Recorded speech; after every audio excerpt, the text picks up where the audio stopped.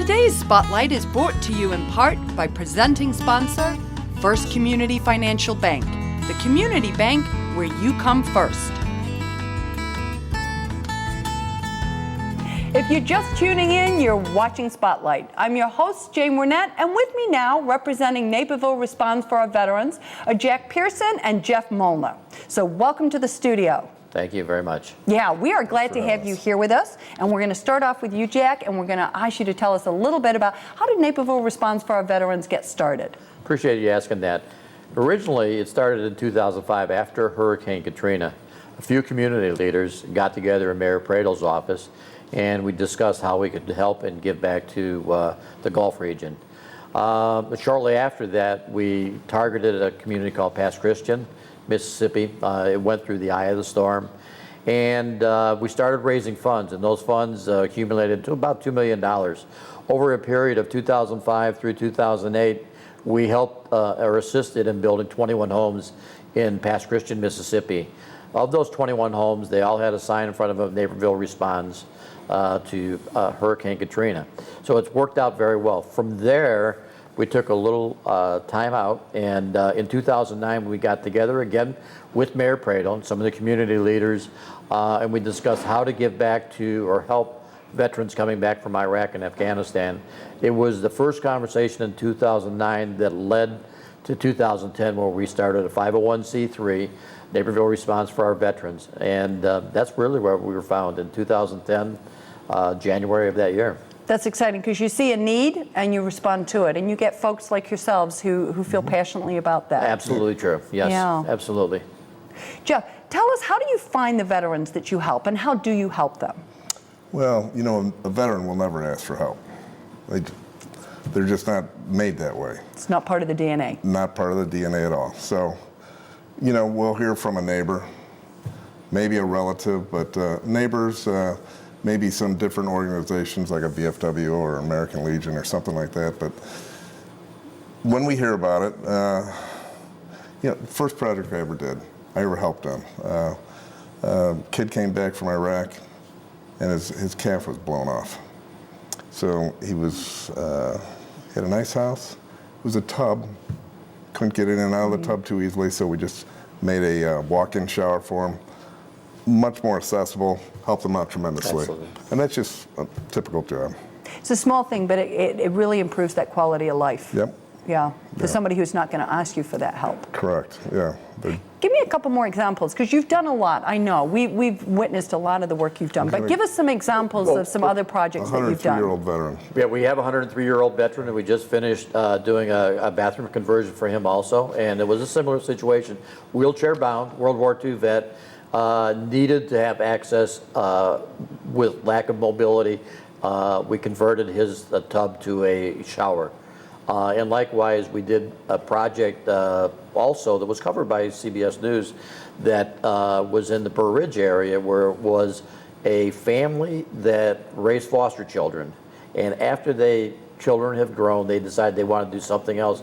So they became a house or a home for veterans. So they take home veterans from Hines Hospital, put a roof over their head.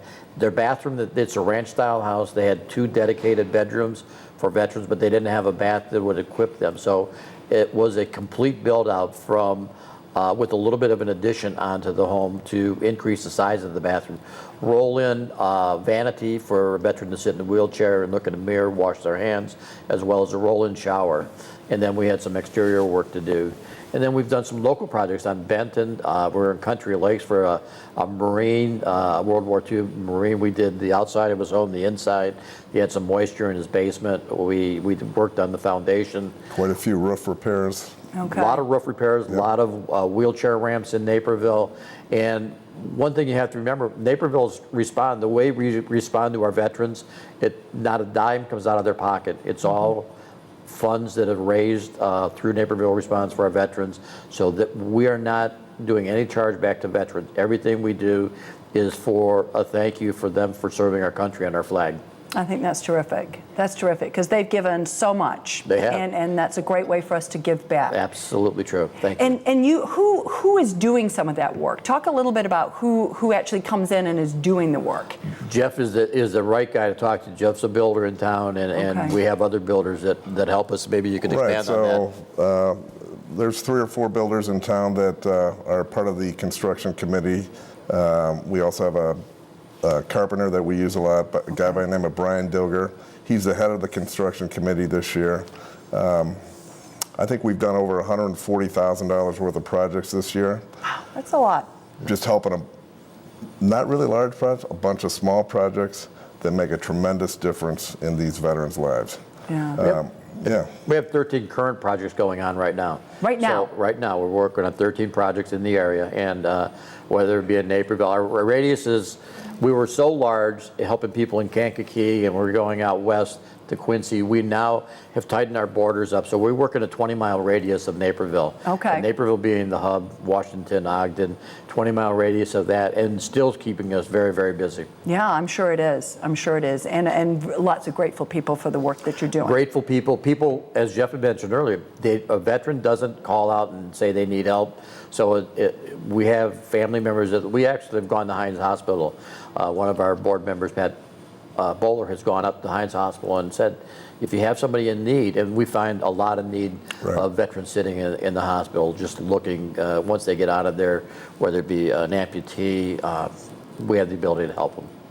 What's your future vision for Naperville Responds for Our Veterans? Well, the future vision is we'd like to take our model and move it to other parts of the Chicagoland area, the state of Illinois, and even outside the borders of Illinois.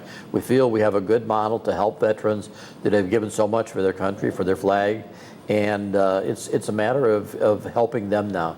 And so we'd like to take our model and create it in other areas. I think that's terrific. I mean, you've tried it, you know it works, you know it is impacting the local community, and then people can learn from that. Yes, so absolutely. You're paying it Yes, forward that's right. even further. That's terrific. I thank you guys. If you would like to assist veterans with home repairs, renovations, and construction, or just learn more about how to get involved or raise some money for Naperville Responds for Our Veterans, please visit their website. We're going to take a short break after these messages. I'm going to come right back with more Spotlight.